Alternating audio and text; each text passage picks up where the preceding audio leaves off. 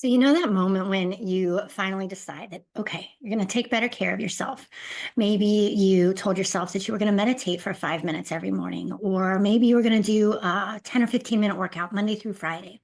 You were all in until life got lifey, right? Life happened. You missed a day and then another day. And then before you knew it, you were back to square one, wondering why you can't seem to stick to your routine, to self care, whatever it is. So, if that sounds familiar, my friend, you are not alone. And here is why. Now, for years, I put myself and my health last, and I see this all the time with my clients as well.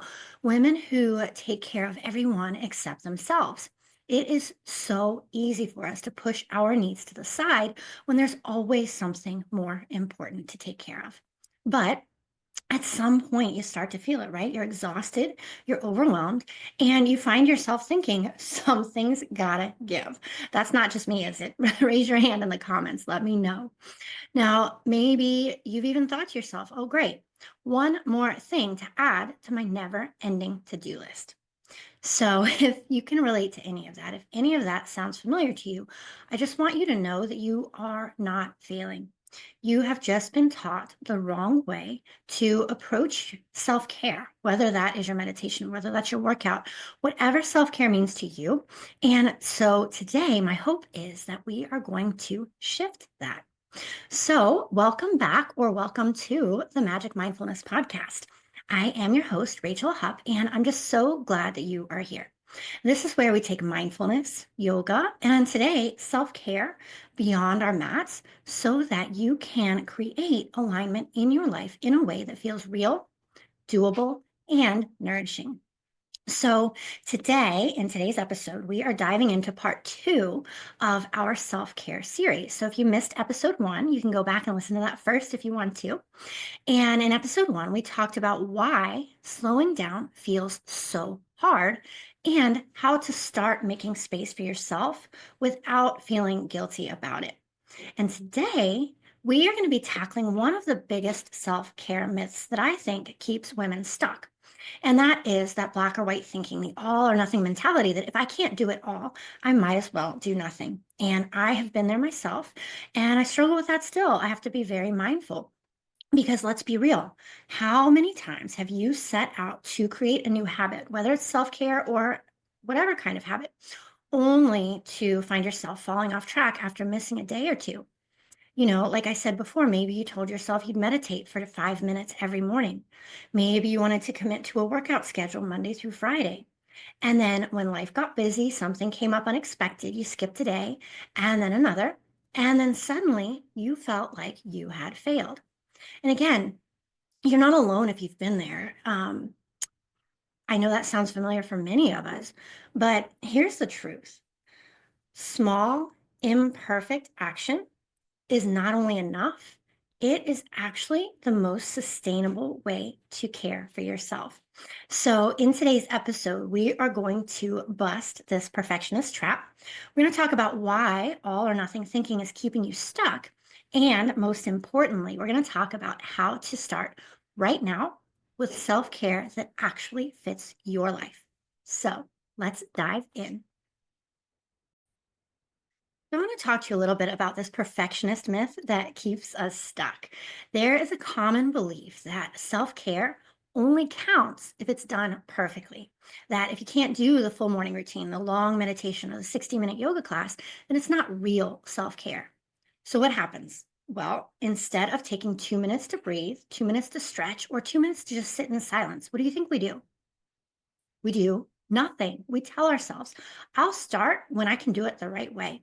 And I get it, my friend. Trust me, I get it. This mindset makes sense on the surface because we have been taught that effort equals results, that more is always better, that anything worth doing is doing right. Are you familiar with that? But here's the thing: when it comes to self care, when it comes to fitting self care into our busy lives, this kind of thinking, it's a trap because the reality is that small, imperfect actions, small, imperfect acts of self care, it's not only enough, it's actually more sustainable than the all in approach. I've seen it in my own life. I used to believe that if I couldn't commit to my full 30-minute morning yoga practice, I might as well skip it. That if I didn't have time to do the deep journaling session, there was no point in writing anything at all. And guess what?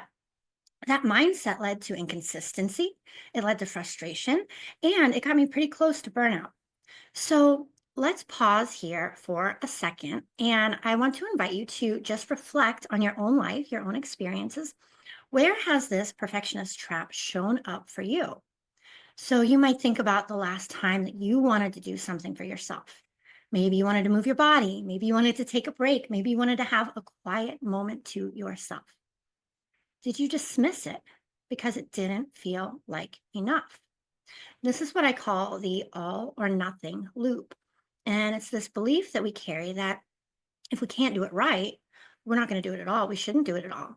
But the problem with that is that it keeps us from actually building any kind of consistency. It keeps self care out there in the future instead of being something that we integrate seamlessly into our daily lives. And over time, this all or nothing loop reinforces the belief that we don't have time for self care, that we're too busy, that we are failing at this whole balance thing. And that, my friend, is simply not true. So here's the truth: you don't have to do it all to make a difference. You don't have to be perfect to take care of yourself. And something is always better than nothing. And I don't just believe this, I know it. I have seen it in my own life and I have seen it with the women that I coach. When we finally let go of the idea that self care had to be a whole thing, and personally in my life, I started with just 2 minutes of mindfulness in the morning. Everything changed for me. Suddenly, it was doable.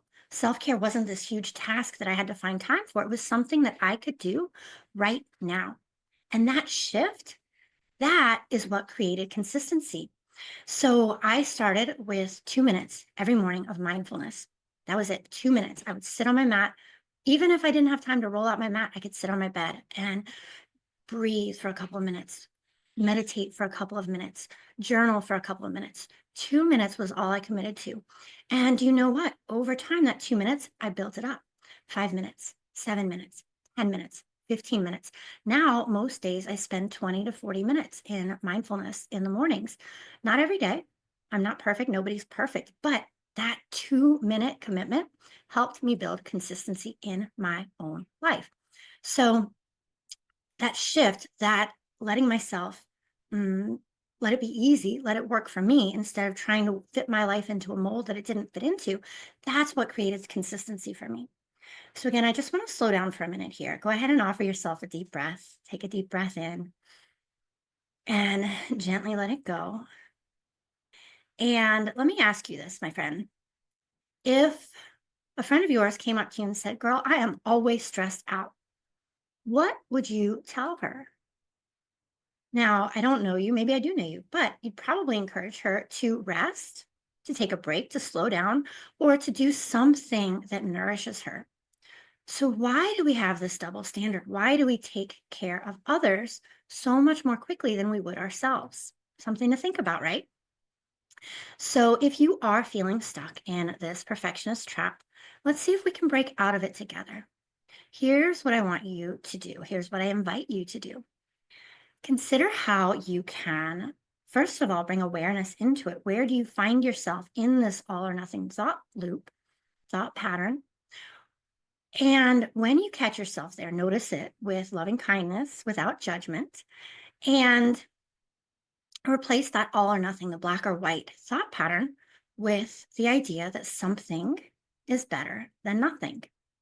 So ask yourself in those moments, what is the one smallest thing that I can do right now to care for myself? And the second idea that I have for you is to anchor self care into something that you already do. Maybe you take one deep breath before checking your phone. Maybe you stretch while your coffee brews. Maybe you pause and take a deep breath, 10 seconds before answering an email. For me, when I wake up in the morning, I take 3 deep breaths, one for my body, one for my mind, one for my spirit. I think of 3 things that I'm grateful for in this brand new day. and I set an intention for the day, whatever comes to mind. I don't think about it long. All three of those steps, they take less than 2 minutes. And I do them almost every morning. And it shifts how I arrive into a brand new day. So let go of perfectionism, find what works for you, and see if you can anchor self care into something you're already doing. I'm already getting up, I'm already getting out of bed in the morning. As I am awakening to this brand new day, I can give myself those few breaths, that moment of gratitude, that moment to move mindfully into the day ahead of me. And then the next tip that I have for you is to set the bar lower. This is hard for us perfectionists out there. Set the bar lower on purpose. Choose something so small that you cannot possibly consider yourself a failure. Set the bar so low that it's something that you know without a doubt that you can fit into your day. All right, my friends. So here is what I would invite you to remember from today's episode. Perfectionism is so often what is keeping us stuck. Small self care habits, they're not only enough, they are the key to consistency. Something is always better than nothing. So now I would love to hear from you. What is one tiny way that you can take care of yourself today? Drop it in the comments or send me a message over on Instagram at I am Rachel Hupp. I would love to support you. And if this episode resonated with you, be sure to go back and listen to episode 1 if you missed it, where we talked about why slowing down feels so hard and how to actually do it without feeling guilty. And then in the next episode, we're going to be talking about how to make space for self care without feeling overwhelmed. So, if you are someone who is constantly putting yourself last because there's always something more important to do, you are not going to want to miss next week's episode. Until then, take one small action for yourself today. You are so worthy of this care. Take care, my friend.